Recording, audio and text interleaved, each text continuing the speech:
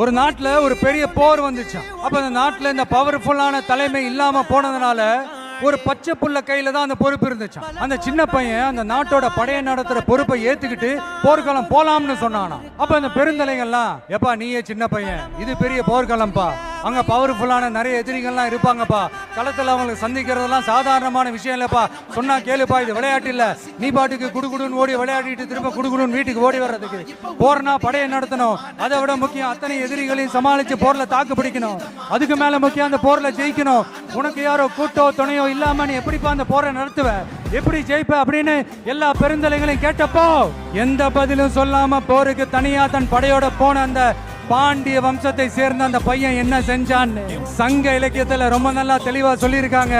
படிக்காதவங்க படிச்சு தெரிஞ்சுக்கங்க, இல்லைன்னா படிச்சவங்க கிட்ட கேட்டு தெரிஞ்சுக்கங்க. ஆனா கெட்ட பையன் சார் அந்த சின்ன பையன்.